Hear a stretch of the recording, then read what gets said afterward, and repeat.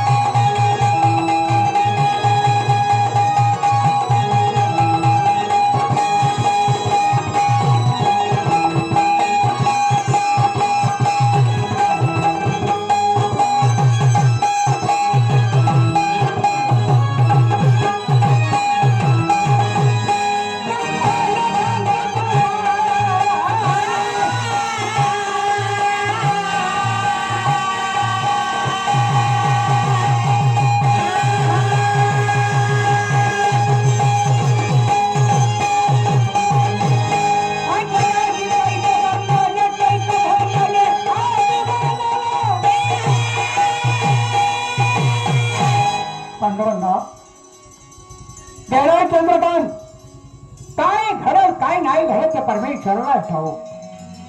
श्रावण भाद्रपद बोला महाराज. अरे अजूनही चंद्रकांतचा पत्ता नाही. अजून त्यांचे काय कापड बी आले नाही ते अजून. काय नसेल माझ्या भाच्यात कापड धुयाला कापड आले नाही तो. माझ्याकडे घ्यायला कापड धुयाला आले नाही. कापडात घर आले नाही मरदा येईल की त्याला. नाही नाही कापड धुयाला कापड यायला पाहिजे. श्रावण नावून माझं भाद्रपद काय ठेवले नावात फार मोठा गोडवा आहे तुमच्या. अरे त्या ऐकून ते माझ्या मनाला विरंगुळा पडेल. नावात गोडावा म्हणजे असं बरं का महाराजे. माझं नाव श्रावण का नाव ठेवलं माहिती का? काय ठेवलं? श्रावणातल्या पहिल्या सोमवारी माझा जन्म झाला वा वा भाग्यवान आहे. म्हणून माझ्या आई वडिलांनी नाव श्रावण ठेवलं. वा आता याचं भाद्रपद का नाव ठेवलं? जोडीदाराचं भादव्यात काढलाय. मला एकट्याला नाही काढला. माझ्या संग 7 जण जुळव भावात. माझी कुत्री अवलाद नाही का? मला असं म्हणजे वाटतंय की चंद्रकांत महाराज चंद्रकांत बहुतेक माझ्या सूर्यकांतला घेऊन आल्याशिवाय राहणार नाही. राहणार नाही. याची मला परिपूर्ण खात्री आहे. हो हो हो. बघा. या विश्रांती. हो, कोण आलं की आम्हाला येऊन सांगा. हा? हा, आपण जाऊन सांगा. कोण आलं ना? आता काय कसं करायचं? हा, चेहरा पडलाय शिर्डी लिहित होता. लगा शिर्डी गेल्यावर तोंड पडतं का? शिर्डी गाभडली. चंद्रकांत महाराज तुम्ही आला? होय बर. महाराज आहेत आहेत की? त्यांना आम्हाला भेटायचंच आहे. असं आहे का? होय ठीक आहे, या आपण. महाराज चंद्रकांत महाराज आले आहे.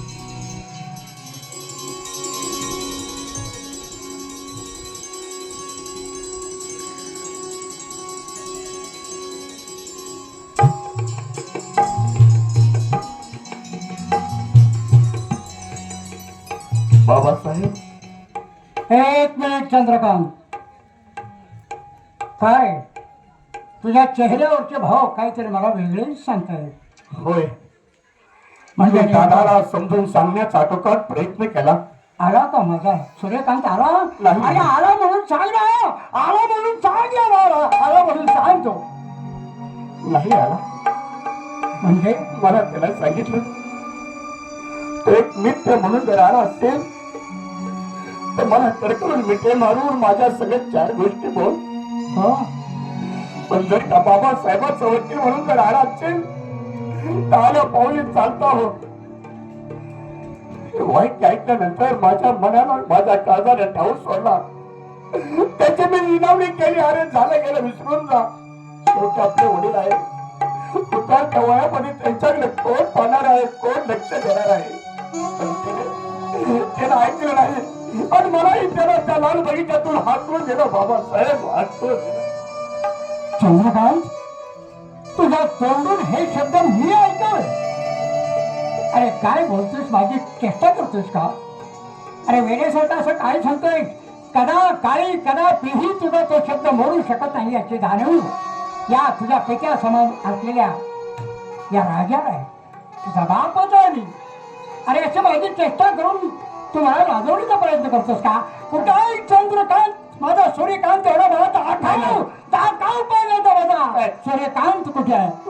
काय काय झालं? काय तुमच्या पवित्र जनाची शपथ घेऊन सांगतो, त्याला सांगितलं मी नाही येऊ शकेल. कारण काय बोलतोस? माझा सूर्यकांत नाही आला.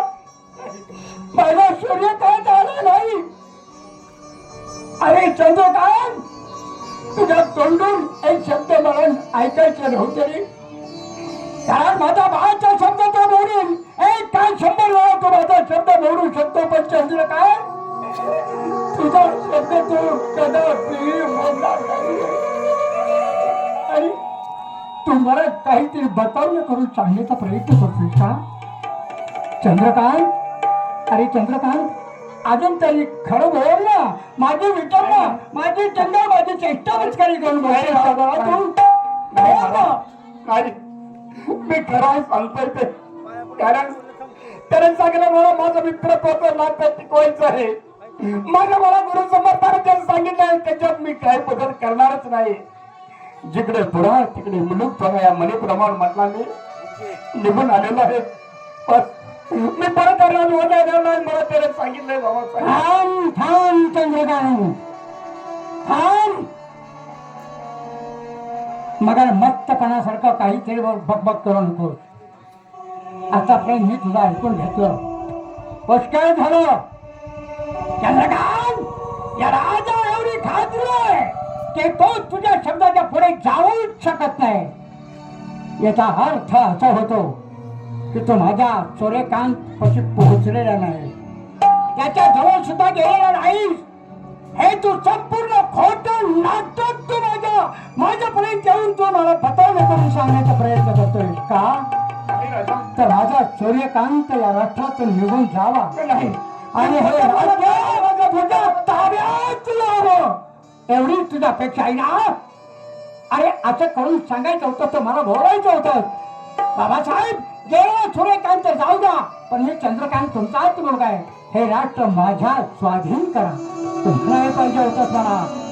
पण मी सांगितलेला शब्द तिथपर्यंत न पोहोचवता तो निम्यातून पाठीमागे येऊन मला बतावण्या करून सांगण्याचा प्रयत्न करतोस. काय मूर्ख माणूस आला. खरं बोल अजून.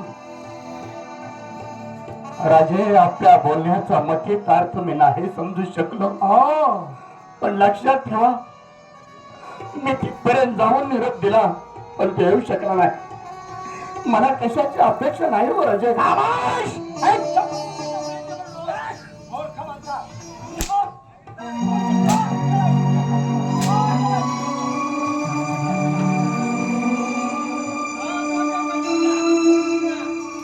अरे लाज वाटाय पाहिजे होतं माझ्या तुला. आज तुझ्या भावा समान असणारा मी राजा तळाचा और संभाळतात असं सांभाळलं तुला. पाण्यात वाचिंग वाजून माझ्या राजकुमारा सभाबाईत तुझं लग्न मी स्वतः जातीने लावून दिलं. तुझे सुद्धा धर्मपत्नी आणण्यासाठी मी तुला प्रवृत्त करणार होतो, पण नाही नाही नाही त्या जातीचा तू राहिलाच नाही. खरं बोलतोस की खोटं? खोटं बोलतोस ना? बोल खरं. राजे, मी खरं सांगतोय. माझ्या रक्ताची आड घेऊन मी सांगतोय. तो येत नाही म्हणून मला सांगितलं त्यानं.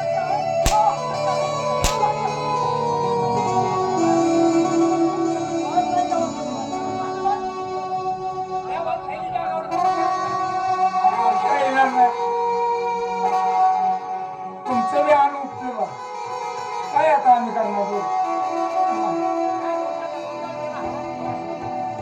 आज्ञा महाराज, आता काय करायचं?